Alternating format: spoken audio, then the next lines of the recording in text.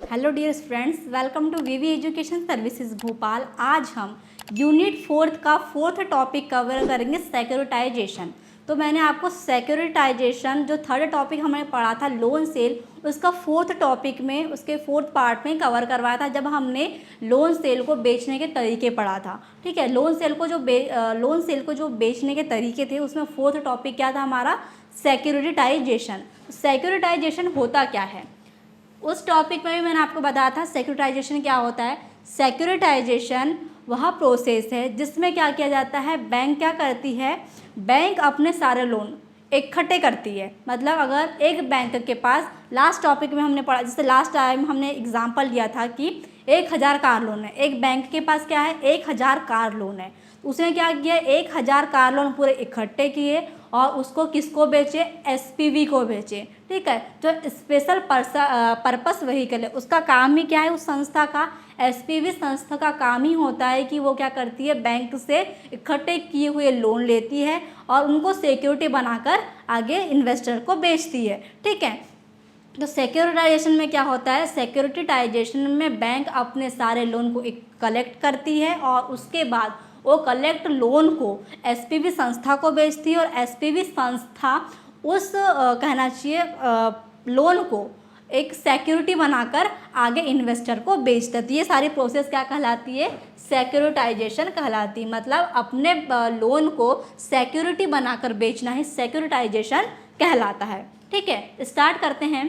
Securitization is the process of converting loan or receivable into marketable securities and selling them to investors.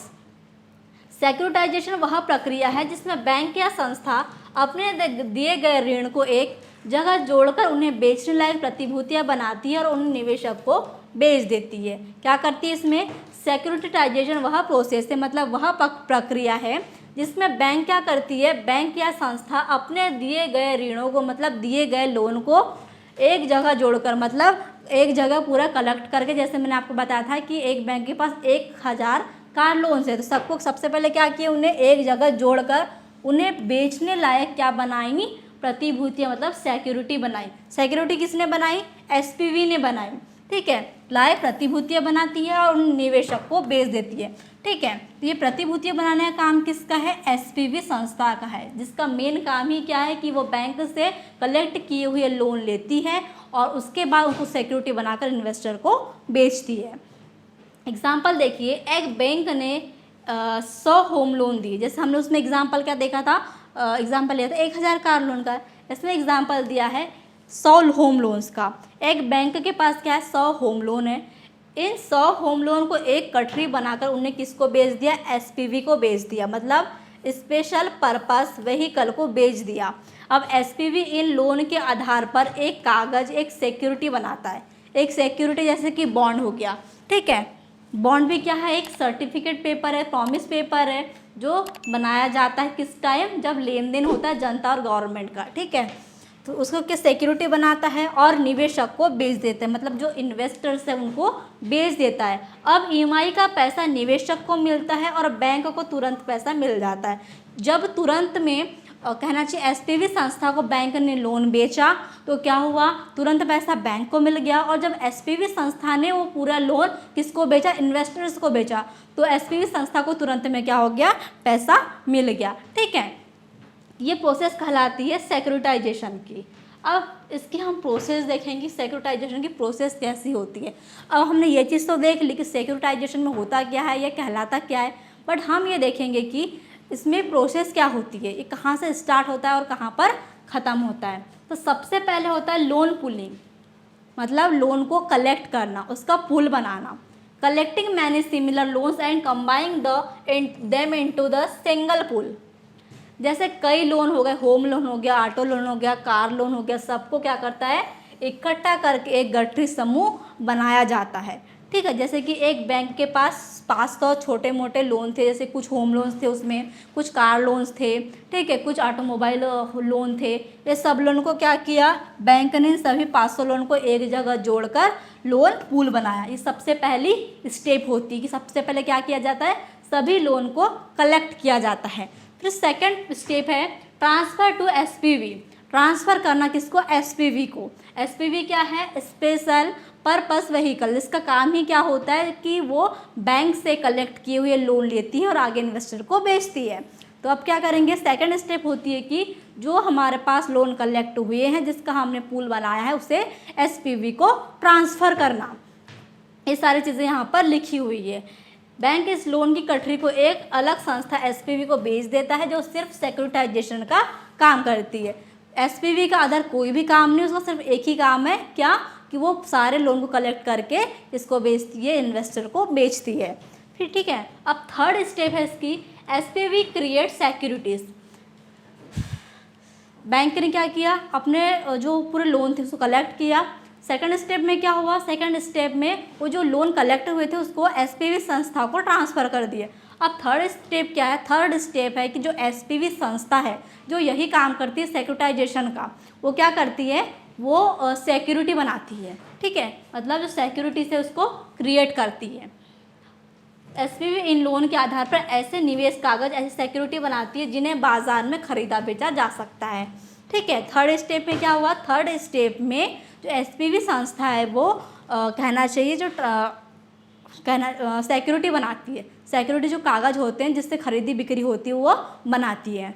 Fourth step है sale of securitize to investors.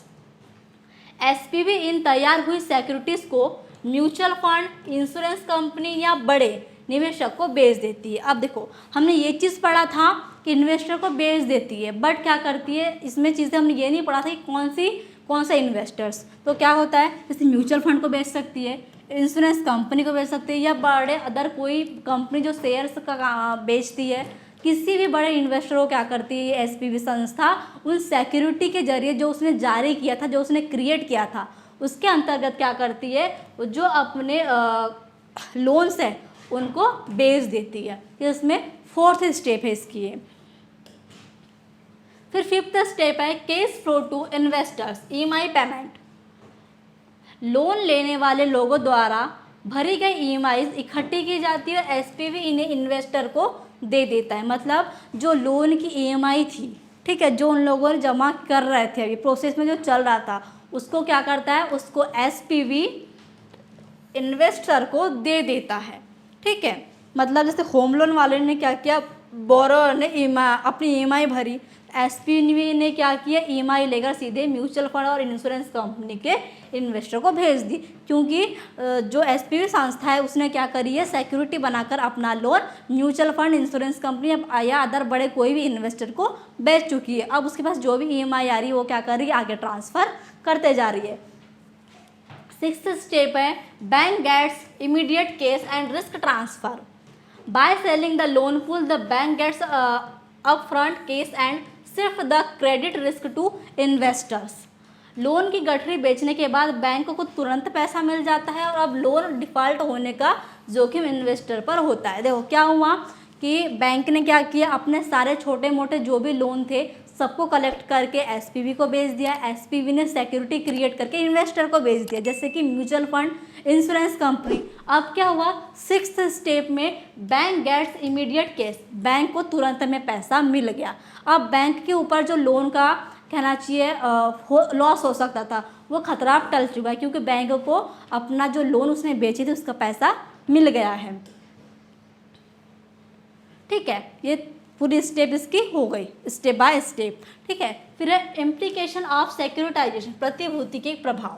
इसके क्या होते हैं, इसके bank पे प्रभाव भी पड़ते हैं। तो कौन कौन से प्रभाव पड़ते हैं ये हम देखते हैं। देखो स्टेप तो हमने देख लिया, उसकी प्रोसेस कैसे हुई, कहाँ से स्टार्ट हुई, कहाँ पे ख़त्म हो गई। बैंक में लास्ट में क्या हुआ, बैंक को लास्ट में तुरंत नकदी पैसा मिल गया। अब इसके प्रभाव देखते हैं। तो फर्स्ट है bank change to business model, बैंकों के काम करने के तरीके में बदलाव। जो हमारा सिक्योरिटाइजेशन है उसके कौन कौन से प्रभाव है, कौन कौन से प्रभाव पड़ते हैं। तो फर्स्ट क्या देखें हमने, bank change of business model, बैंकों के काम करने के तरीके में बदलाव। सिक्योरिटाइजेशन ने बैंकों का तरीका बदल दिया। पहले बैंक लोन देते थे और ईएमआई आने तक सालों साल अपने पास रखते थे। अब बैंक लोन को बेच देते हैं और तुरंत पैसा ले लेते हैं। इस कारण अब बैंक ज़्यादा ध्यान लोन बांटने पर लगाते हैं, लोन संभालने पर नहीं। ठीक है, क्या प्रभाव हुआ और उसमें क्या चेंजेस आया कि पहले बैंक में क्या हो रहा था, सालों साल तक ईएमआई का वेट किया जाता था, ईएमआई आती थी, उसकी संभाल के रखा जाता था, बट अब ऐसा नहीं है। सिक्योरिटाइजेशन के यूज़ से बैंक तुरंत में बेच देती है अपने लोन्स और तुरंत में पैसा ले लेती थी। ये टेंशन अब क्या हो गया, बैंक का ख़त्म हो गया। किसके कारण, सिक्योरिटाइजेशन के कारण। ठीक है, सेकंड है सिक्योरिटाइजेशन एंड फाइनेंशियल स्टेबिलिटी, वित्तीय व्यवस्था की स्थिरता पर असर।